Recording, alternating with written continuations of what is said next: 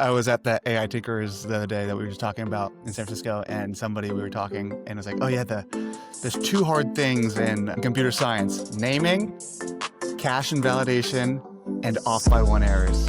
Yep. Yeah. Those are the two hard things. And I was just like, oh yeah, that's funny. I forgot the off by one errors. Classic. But yeah, another interesting week. So if you're hopping on for the first time, I'm Pierson, and this is Bilal. And week was pretty big because maybe it was the ChatGPT moment for images. I don't know. Do you maybe not that widely talked I about? mean, I think it was a huge improvement. I mean, and the rating says so. We're talking about Nano Banana. It was a model that came on LM Arena called Nano Banana, made some waves because it really just made image editing way better than it was before. And then it was revealed like a couple of days ago that it was actually Google's model. We kind of knew it. It was Google's model. You know, they had been hinting. But the official name now is Gemini Flash 2.5, which a lot of people are like, dude, you had Nano Banana sounded so cool. Now it's Gemini Flash 2.5, which is, Right. you know, what are you doing? But, you know, it's available now in Gemini Studio and Fall and Replicate, and I've been playing around with it too, and it's pretty good. I mean, I would say image editing has been steadily getting better. We talked about Quen Image last week, which, you know, was really good as well. And Nano Banana just takes it to the next level. It had like almost a 200-point LO rating jump in LM Arena, so that's pretty significant. And you can basically, I wouldn't call it like replacing Photoshop, but like you can do a lot of stuff. Like you can remove the background, you can change the glasses on my face, and my face pretty much remains the same. I think one of the big challenges with AI models is like it would replace the glasses, but then it would kind of change the face a bit or add some other artifacts, and those things are now much better. And so that's why these fine-grained edits are becoming more possible, which opens up a whole dimension of use cases that were, you know, you had to use Photoshop for before.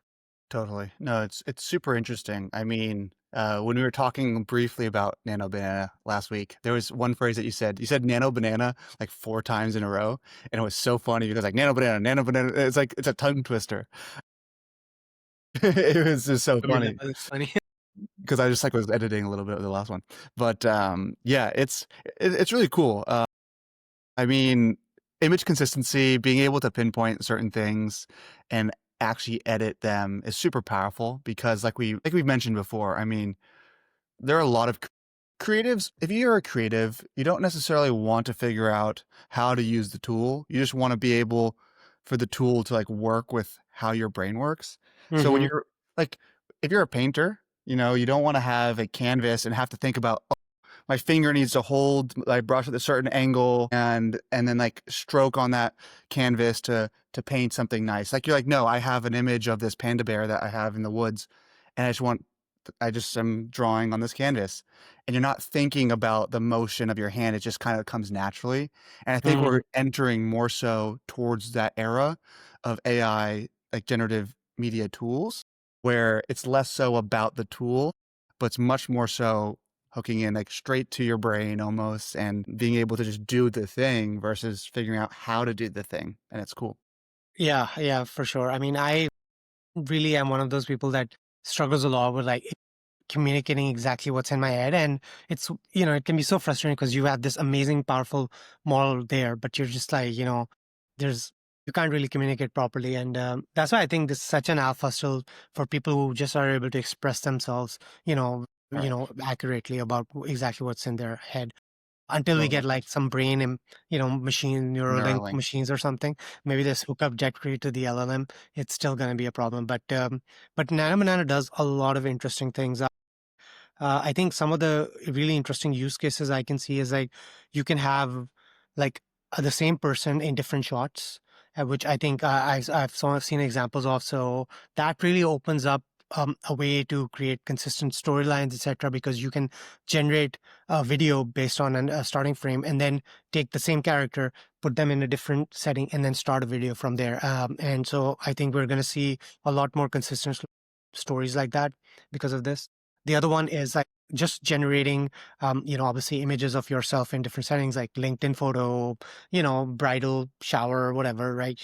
Maybe you're in the Paris or whatever. And so obviously like the classic image editing cases, it didn't just became even easier. You're probably going to see, I think, a lot of the social media, use these kind of things as almost like a filter and just be able to put yourselves in whatever position, in whatever Right. style, etc. Right. I saw this the other day. I mean, so Kling now, I forget, maybe is this a new thing? But Kling, you can add in end frames. Yeah, start to end frames. They launched a recent one where you can do start and end. So it's actually pretty cool. Like you can create some interesting videos from it. And think I saw about it. one And, where some guy did this series where he started the frame with like him like shooting a basketball, and then the end frame was like the basket was like a kilometer or like a mile away or whatever. And so the video came out like he takes a shot and goes in the clouds and then goes in the basket. And I was like, oh, that's actually pretty cool. that is cool. Yeah, that's super cool. That reminds me of like the Dude Perfect guys that like their whole channel is built on the trick shots, but they're Oh all yeah, just, that takes like ages to do. That's like I don't know how they have the patience for that. yeah. I But mean, I it's like love their one of the biggest. reactions when they finally get it. Totally, totally. No, it's super interesting. But yeah, like the Kling, like the start and end frames, that's super powerful because you pair that with Nano Banana, now Google Gemini Flash 2.5 image, blah blah Right. blah blah. Horrible naming. Like, come on, everybody, let's go. We, it's we do this every week. We talk about this, and I'm just like lost. Okay, this is Google Flash 2.5 with image, Right. and is it different than the Google Flash 2? Wait, just wait. Yeah. Correct me Yeah. here, Yeah. right? Like, Right, there's right. two No, Google so Flash 2.5 Gemini models. Flash 2.5 is an Yeah, LLM Gemini. model, but Sorry. they do have an image. So it's not really a model, it's a system. So yeah, technically it's called Gemini 2.5 Flash Image Preview. But like if you go to the API, it's the same model. I think it just, like ChatGPT, like it just creates the image under the hood, but it uses the Right. same model. And actually, one of the, I guess, complaints about this is that because it uses Flash, it's not the smartest model. So the prompts, people have like not, coming back to our communication problem, like, they felt like they have not been able to just give it a more of a vague prompt and it being able to run with it, like because it's a small model. And so I wonder if Google will release a pro version, like basically the same image technology, but paired with Pro 2.5 or even 3. And that would probably make it a lot more powerful. Totally. Interesting. You might know a little bit more than me. Like neither of us are AI researchers, so we've never been in like the depths of training a model like this. But my understanding is that when you get these Flash models, you pretty much will have a big model, and then you distill it down into the Flash. And I wonder if that's just what's happening too. So we could expect that there's going to be 2.5, because what's Gemini? It's Flash.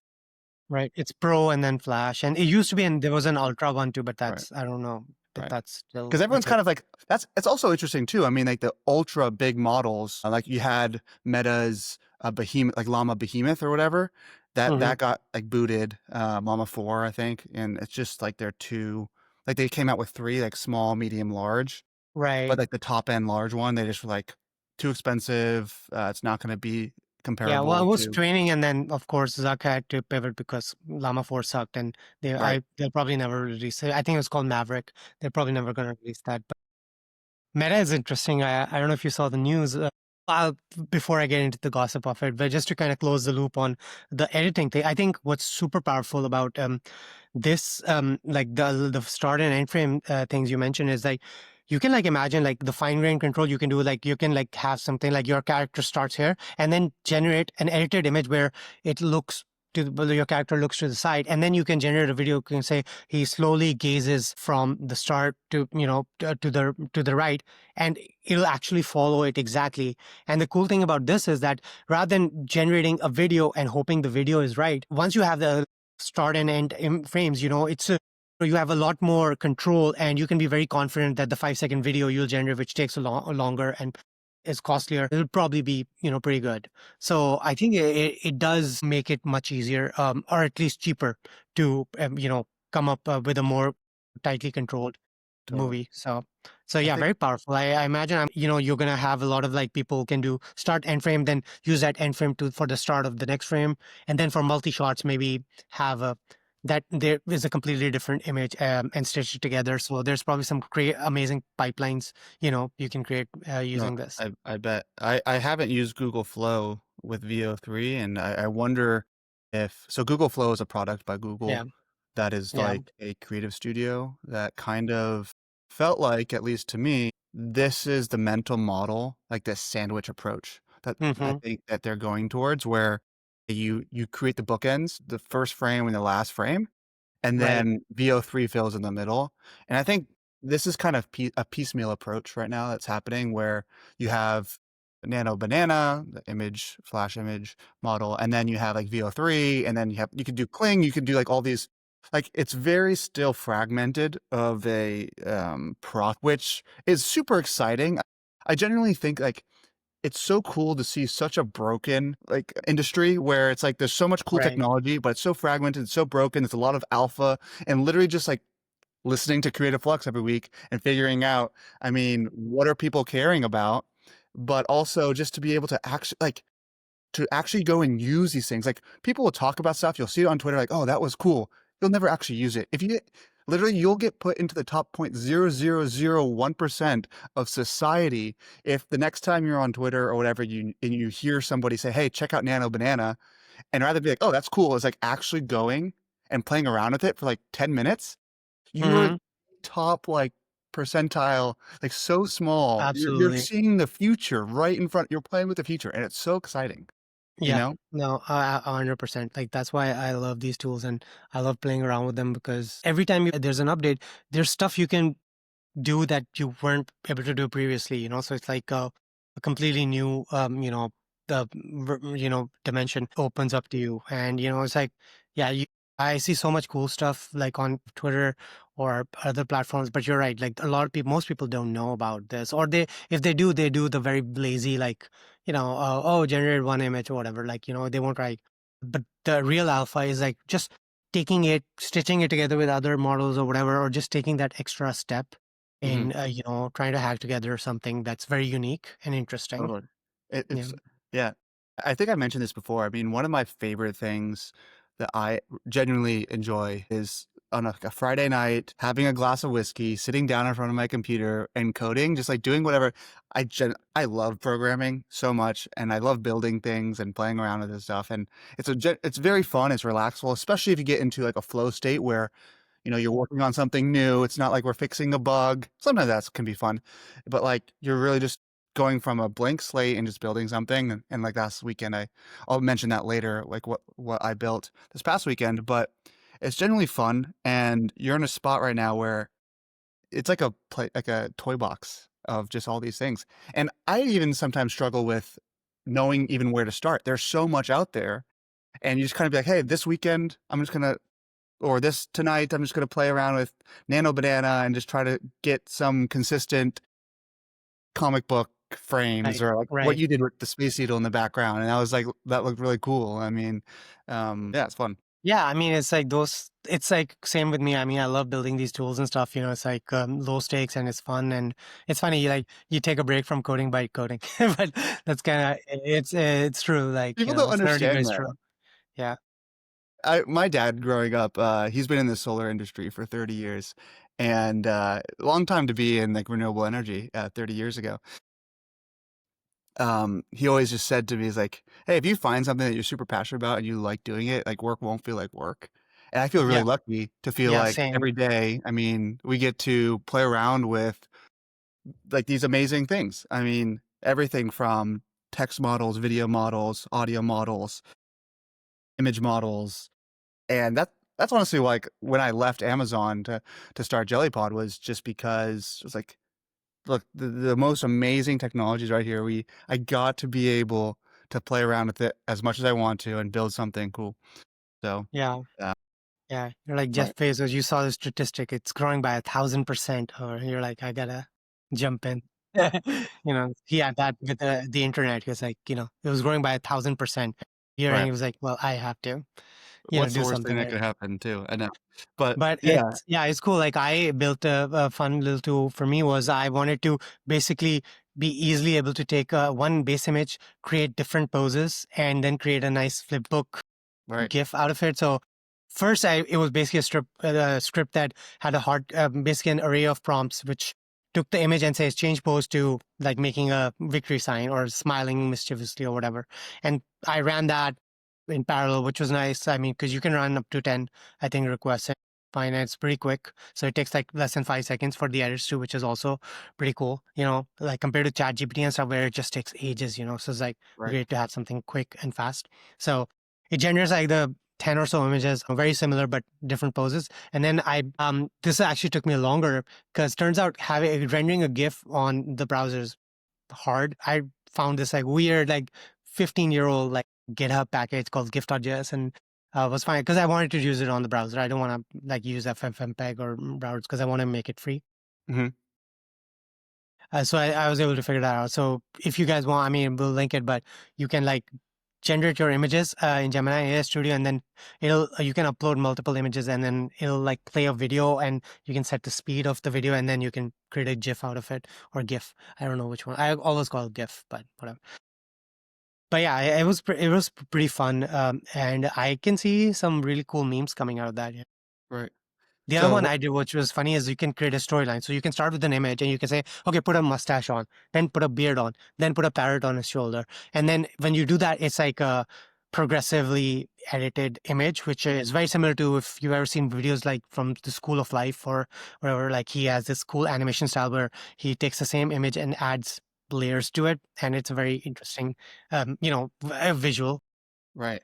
Yeah. Wait, So was lots of was cool that use cases like that. was that a GIF also? The second one?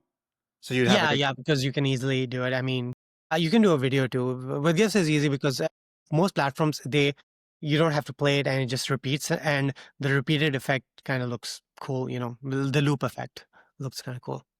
That's super interesting. It reminded me of like maybe this is what the School of Life videos are. I don't know what those are off the top of my head, but where you have a first frame and the second frame, it kind of fades into the next one where it kind of Mm. it's the second one kind of looks like it's a cloud and it kind of goes over, and the next one it kind of fades in and I think I know what you're saying. it That's kind a of like that's a cool effect too. yeah, I don't know, it's interesting. Maybe also remotion would be I wonder if Yeah, they do something in the browser that you could do yeah. that. Well, you posted something that I saw it too, but it's funny. Economics Explained. But it's just actually I've been following that channel for years, and it's a Right, me too. really cool channel. Like their whole format is they pick a country like the U.S. or Spain or whatever, and then they rank it based on GDP. Like they first do a 20-minute analysis on the country where it's at, and from the lens of economics, and then they have a leaderboard where they put the economy on, which I always find very fascinating. And so the way they obviously this way it's your basic faceless video channel. And so they mostly show B-roll footage of people like, crossing the street or whatever. And then they overlay that with graphs and charts and stuff because when they're explaining economics data. And they apparently are building a library using Remotion to automatically do it. And it's so funny because we at Jellypod have thought about this for a while now because a lot of our users, what they do is they create podcasts, based on educational content. They're explaining a certain topic and usually the topic has some data and stuff. And right now we just do the audio, but as we move into the video format, one of the things we want to explore is also to supplement that audio with data charts and stuff because I think it's super powerful. That's literally why people like going to like college or whatever to lessons because the professor when he talks like he actually puts up a slide. And now Sure. so now you can have that automatically. I think would be super powerful. Like imagine I'm talking about the economy of the US versus Mexico or whatever, and the AI takes that transcript, figures out, okay, I should probably pull from the web the data related to this, and then, it probably should be a line chart or bar chart, and then it has a React component, it just like populates automatically. And I think that would be very powerful. This is yeah, 100%. I know yeah, I am so genuinely excited for this specific thing because it is feasible, and this will segue into like a tool that I built in a second, but it's just so many people are focused on the whole like generative media in the terms of like a generated image, generate the video, and that's super cool. And that's going to continue to improve. There are a lot of things that you can generate today without generative image and video. Like when you go to Right. Excel and you plot your your sheet into a graph, it's not using a generative image model to make that plot. It's literally taking the data, it's putting it on a Right. line, and it's putting it on a graph, and it's drawing the line through. Like, that is something that computers can do, and they do well today, and we've done that for decades, right? Mm, And when you have an LLM, you can plug in the LLM as the brain that can take that information and format it in the right way so that a traditional rendering engine that we already have today can render a video, whether that's an mm, SVG, like a vector graphic, which is just a little bit like dots and lines and points and whatever, which have animations as well. mhm. And so much can be done with SVGs in general. Like, it's a very, Oh, yeah. very powerful format. And Yeah. LLMs can write code very Yeah. well. So Well, they can I write SVGs. I was talking to someone from OpenAI, and they actually gave. I can't reveal too much, but they were very private, obviously, about the information they could share as well. But one of the things they told me was that one of the emergent behaviors of GPT-5 was that it got really good at generating SVGs. I haven't personally tested this out, but apparently Mm, they were surprised because they didn't really directly train it for that, but it got really good at generating SVGs. So I'm like, huh. So you're right. SVGs are super powerful because they're super scalable, animated because it's just, it's just code. And so you can, interpolate, you can make move, if you draw a stick figure, the logic is inbuilt that, oh, I want to move an arm, you can do totally. that. I imagine the companies like Figmas of the world are gonna be able, make this much easier to do as well. But Totally. for now, you can you do it yourself as well. Yeah, it's super interesting. I mean, we could take this multiple ways. One of the things I want to explain to the audience right now, the difference between SVGs and just like traditional images, because I think it's an important thing if you're interested in like images and just media in general. So when you see an image on your computer or on your phone, there's a bunch of, like, everybody knows, it's a bunch of pixels on your screen, and those pixels, each pixel has a few different colors in it: red, green, blue, red, green, and blue. Those pixels, when you shape based on the percentages of red and green and blue, it makes it a certain color, right? So you have pixels. An image on the screen, essentially, when it's 100 by 100, like width and height, that's 100 pixels by 100 pixels. You just change the pixel for each little dot, and you have what's 100 times 100, 10,000 pixels on the screen. And that's kind of like how images have always worked online until we had these vectors. And vectors are essentially, rather than saying, hey, I want pixel 1 to be this color, I want pixel 2 to be this color, I want pixel 3 to be this color, all the way for all those thousands. You just have, hey, I want a line from point A to point B, and just draw that line. And so the representation in data is it's just like, hey, I have a point A, point B, and draw a line between them. It's like there's three pieces of data there. And that's a vector. And what's super cool about this is independent of the screen resolution. So you could have a 4K monitor, or you could have a 100p monitor, a 720p, or like an like an IMAX monitor. It doesn't matter the resolution, because it's literally have a point here, a point here, and draw the line. And Right. so you don't have to worry about pixels anymore. And so you Yeah. could scale this to whatever screen size without losing any sort of resolution. Mm, And that's super powerful because you don't have to worry about like this not looking good on a certain screen. It just will always look good. So I wonder if we'll just see more and more things move away from images and everything just being vector graphics, because it's less expensive to store yeah. and transmit. Right. And if we can, it's hard because like this image that we have right here, it's like a bunch of pixels, and it's going to be very hard to like always do the right thing all the time.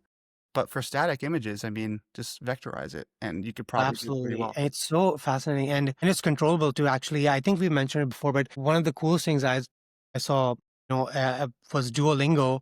What they did was, Mm, and it's something I've been thinking about too, because people have been trying to get to this end state where you talk to an AI and a person replies, whatever, you can see their mouth moving, they're smiling. When a lot of people, when they think that, they think like okay, we literally will be generating in real time an avatar who's talking, and that you can do that, but the cost of that is really insane. So what Duolingo did was, which was very cool, was they basically were like, okay, I don't want like a the person who, a proper person with all the expressions, let's just make a scalable vector graphic like avatar. So they have this avatar, I forgot her name, but she's an avatar. So you have a base image, and with SVGs, what they have is like layers and stuff. So the mouth is a layer, the nose is a layer, the mouth is like, these are all like mini SVG, like lines and stuff, like what Pierson was saying, they've drawn in. And the cool thing is you can like change it. Like if you want me to smile, you just like point the line up, and you can animate and you can say, okay, move it from here, that's a smile, right? So you can create those animations. So what they did was they started with this base avatar. They talked to like human interface designers and stuff. They came out with 50 expressions, the most popular expressions people make when they talk, right? Smile, frown, sad. And with those 50 pre-programmed images, and so because they're pre-programmed, there's no AI rendering, right? It's just an if-then statement. What they did was Annie would talk to you. They would use a text-to-speech to create the audio. Then using the transcript, a model will classify, does she smile? Is she sad? Is she frown? And based on that, and actually, if you look at the demo, and you can use it in their app, it basically does the job. It's like 99% there in terms of talking to a character. It helps that she's animated too because it's not a real human. So there's, even if her mouth is just moving in the same way, you're not, that, it's not off-putting anyway because, you're used to cartoons kind of talking in the same, with the same mouth movement. So very cool. And I'm surprised we haven't seen the character AIs of the world or other companionship apps like really embracing this because think about like having we have the text to speech, and if we can just put these avatars out there, which is just code. I mean, it's just static if then statement, so it's not like the cost goes up at that point. You can have a much more lifelike experience with your AI. No, it's super exciting. I don't know, this is like those conversations that we have, and I don't know if it's like this. There's a term when you're building a startup. It's like having like not disagreeable. Some types of opinions, unconventional opinions. I forget the exact phrase now off the top of my head, but it's like everyone's so focused on the other stuff.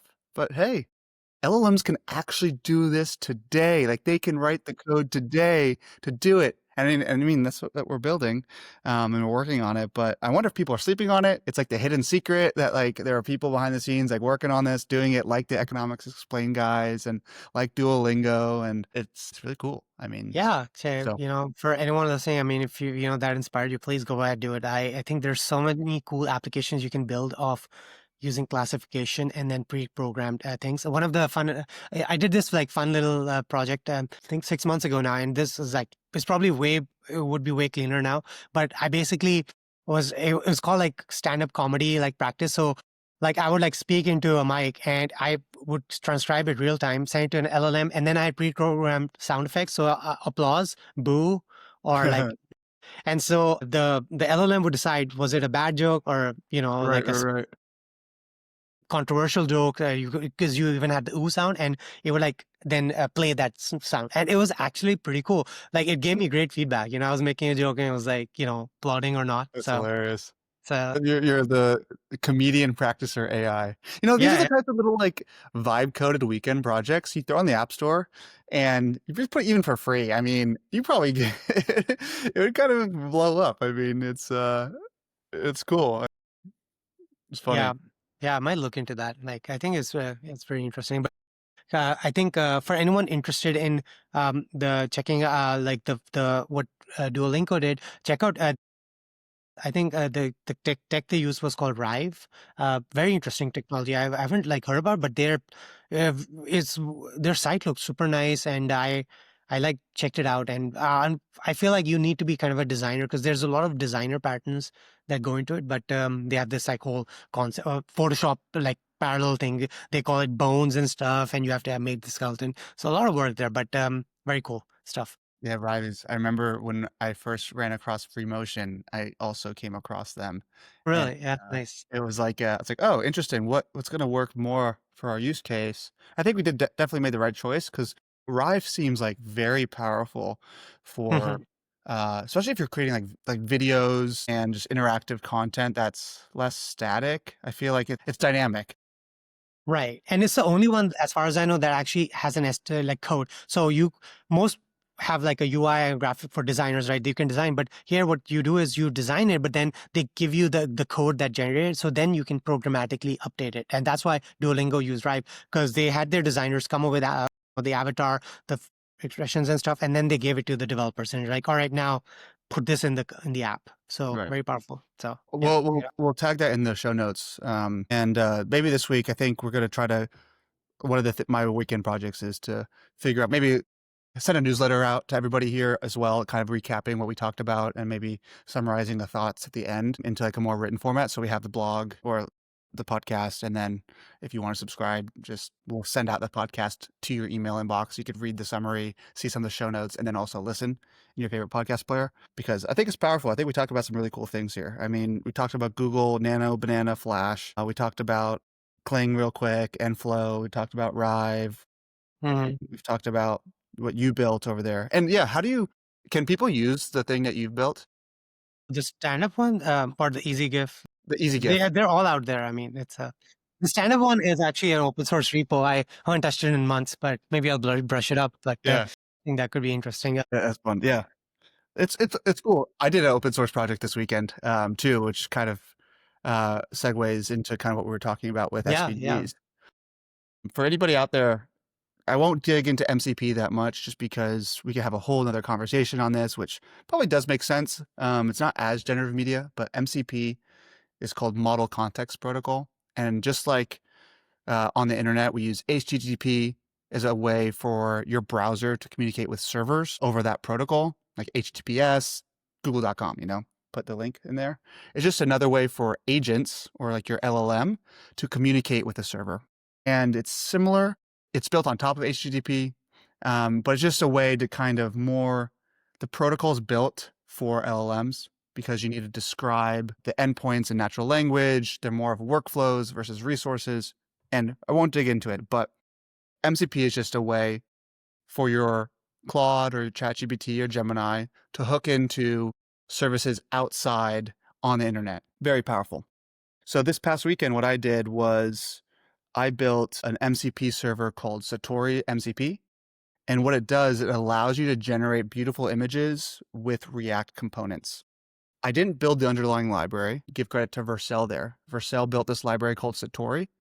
And this plays into what we were just talking about SVGs really nicely, because what Satori Vercel's library does, it allows you to create SVG graphics from React components. So Mm. React is a framework a lot of websites use. It's built by Facebook, and it just is a way to kind of have dynamic, nice looking reactive components on the web. And Satori if you use React components, it's almost like HTML. You put some classes, styles, colors, you put the Right. text in the top left, image in bottom right. Satori takes that and will convert it into an SVG graphic. And it's really cool because I love coding. I think code is very intuitive. You're like, hey, I have this box. I want the div centered in the middle of the screen, the famous center this div. But you could put like the title in the middle, subtitle below it. And that is awesome on a web page. But how do you Yeah. go from like, I created this code that looks great, but I just want a screenshot of it. I just want an image of that. And there was Right. not a Yeah. great way to do that until this library. Yeah. No, it's super powerful, and the dynamic nature of it. Like originally, obviously, the use case was open graph images, and what's an open graph image is basically whenever you paste a URL in, if you see the image, Preview. the way that renders is like in your code, you have a tag, a meta tag, and with an open graph header that says, if this page loads, show this image. So before this, you literally for every page, the naive way to do it is like every page, let's say you have a blog, for every blog post, you would like make a screenshot, an image, or create an image in Photoshop or whatever, download it into your code base and point your code there. With the cool thing about Satori is like, you can just say, okay, this is take the title of the blog post, take the description, and this is my template, like my gradient, and it might go in the top bottom left corner or whatever, right? Mm-hmm. And you just like do that once, and it just will dynamically generate the same cool looking graphic with the title, and description, and you don't have to ever like worry about it.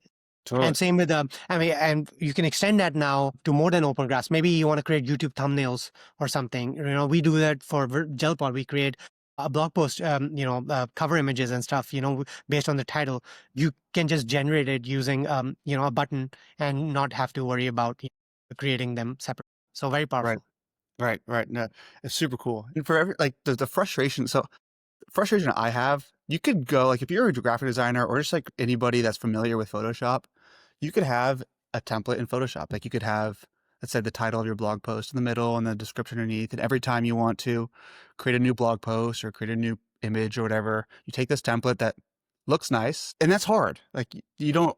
It's yeah, it's just tough to do because the formatting gets all off. It takes some time. You have to go to Mm, Photoshop. You have to update the title and description, and you have to export it. And I was just frustrated. I was like, why do I have to go to Photoshop every time I want to create a new little image for our website? And so I created this MCP server with Satori. And what that does is now in my LLM, I can just go, hey, use this template that is already saved in the server. Like use the social card template and put the title and descriptions. And the ChatGPT will just go like, okay, here you go. And you just click it and downloads. And it's like, I'm just living in ChatGPT saying, hey, generate this image with like this title, this subtext, or put this right. logo in. Wait, And it's wait, just like, it works. I thought ChatGPT didn't have MCP. Do they support that now? So Not you can like, ChatGPT, Raycast, oh yeah, well, Raycast. Like that's or Cursor. nice. So, using ChatGPT as an example when they support MCP, but Yeah, should it's very super powerful powerful. because I was able to iterate so quickly. I mean, it looks like there was times where I was creating these images and the description just didn't look weird. Like the spacing was kind of off. But now I just have this MCP server that's live. Anybody can use it. I'll put the links in the show notes. And if you add it to your Claude Code or your Claude desktop app, you could just use all these templates that we've already built. They look nice.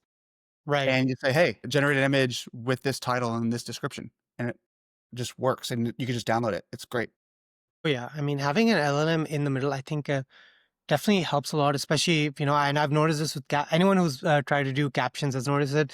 You are surprised at how many edge cases can appear because of a little word is too long or something, Right. and suddenly it goes off the screen, or you have to wrap it. But then there's like three words at the top, and there's one word in the bound, and it doesn't look balanced at all. And you're like, and you know how to fix it, but if you try to come up with programmatic rules, it's very hard to account for every a variation of a sentence. And I wonder, and this is something you sent me, I think I remember, one workflow I've seen is like people will develop an MCP pipeline where they're taking a screenshot of their web page or whatever, sending it back to Claude Code or whatever, so that the LLM actually can see the design and iterate on it. And I wonder if there's probably a workflow here where you can generate it, but then send it back to the LLM. So it kind of does a design review and be like, oh, okay, no, actually for this sentence, maybe I need to Right. like shorten it or something, or maybe make this font a little smaller. Totally. Yeah. I added the Playwright MCP into our code base. So we could do that. It should be able to look at actually what it's doing. Cause I mean, we write code, and just because you could read the code and write good code, you don't know what it actually looks like. Even though like hey, I wrote the code to look like this, but you're like, Right. you Yeah. don't know what it looks like. Yeah. But yeah, No, very so powerful. I'll link that thing in the show notes, MCP server. So if you use Claude or whatever, you could use it and just create some images. It was very helpful for me. It's probably already saved me like an hour of time just creating these images. And there's some cool templates and open for contributions. So if you want to add a template to that library, something that we don't have, come and do it. Yeah, do it. And there's also, if you just want to play around, there's I think a demo link or there as well, right? You can just like go generate SVGs and PNGs and stuff just to see, like, I feel like that drives home the value of this tool. So Right. a good Right. place. Maybe the thumbnail of this video, I'll generate different with that. Maybe we'll see. Yeah, nice. That's I pretty could cool. do it. But yeah, so I think like honestly, uh yeah, we're like 40 minutes. Yeah, we're almost at time. I guess before to close off, let's do some good old fashioned gossip.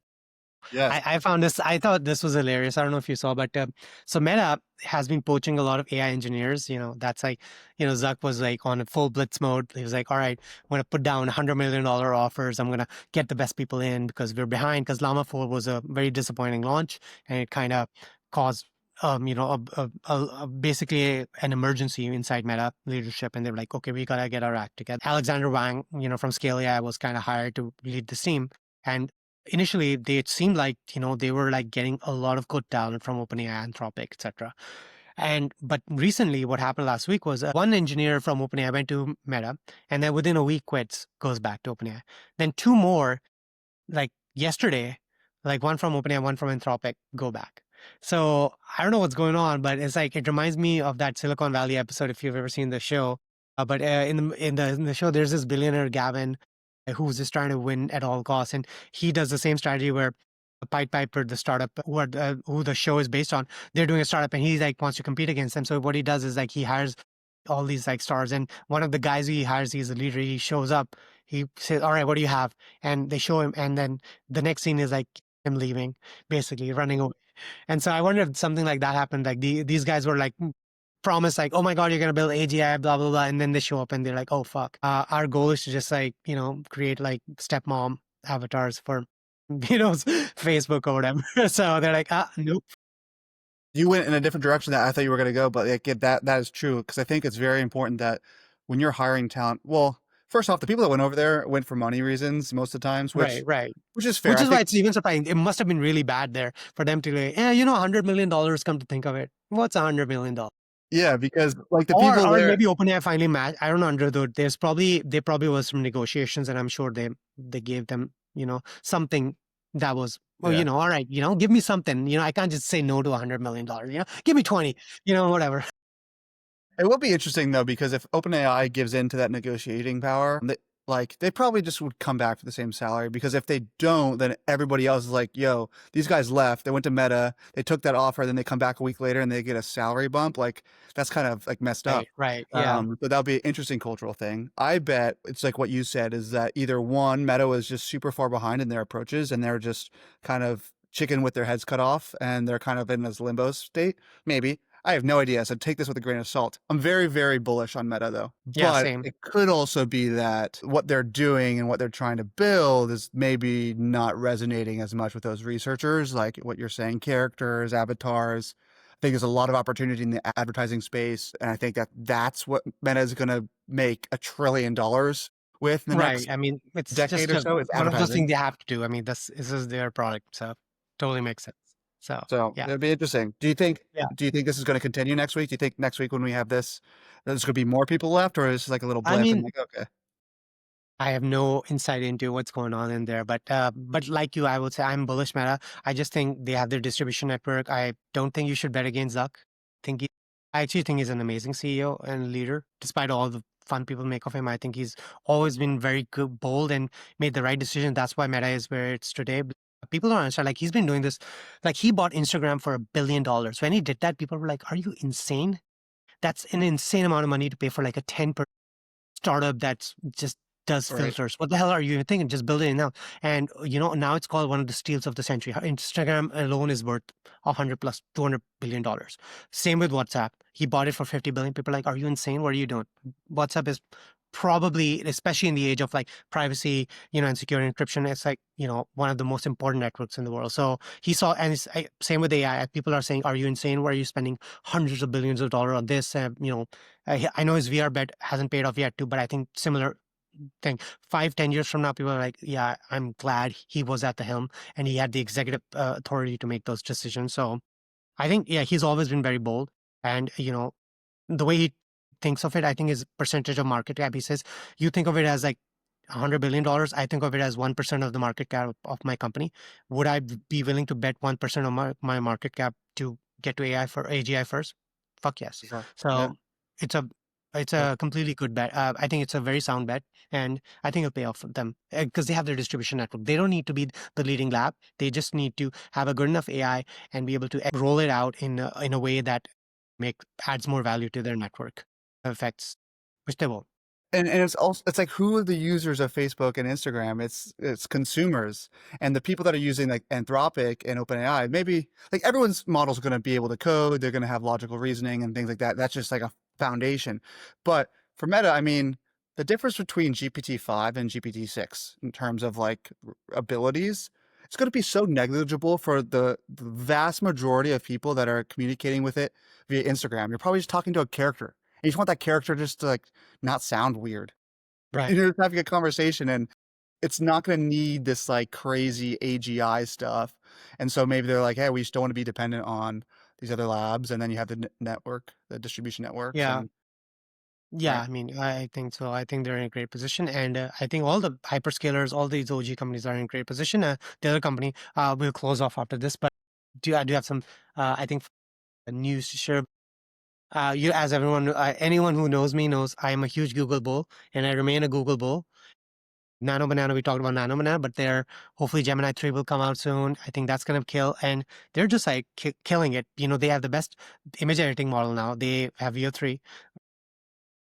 Hopefully Gemini, I think, will be like up there GPT-5 plus level. So yeah, I mean, I think most people still think Google is behind and they're losing the AI race, and I don't think so. And if you look at search query, they've basically been able to get the cost of a search query, an AI search query, down to almost a search query. Like it's basically almost there.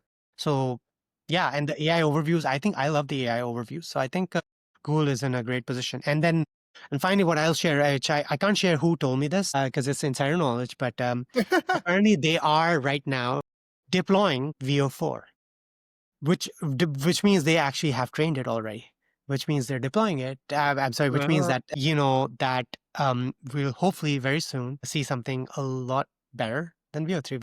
And VO3 is also amazing. So that was very surprising to me because I thought it would be a while before we saw VO4, but yeah. Oh, And maybe it's it will. Maybe they'll keep. breaking news on Creative Flux. There you go. Yeah. So you get the inside, you get the banana, you get all of it right here on Yeah. Creative Flux. So hopefully they don't like hide it for a while, but yeah, they're deploying. Nice. No, that's awesome. Well, on that note, episode 11 wrapped up, and we'll see you all next week. All right. Take care, guys. Bye. Bye.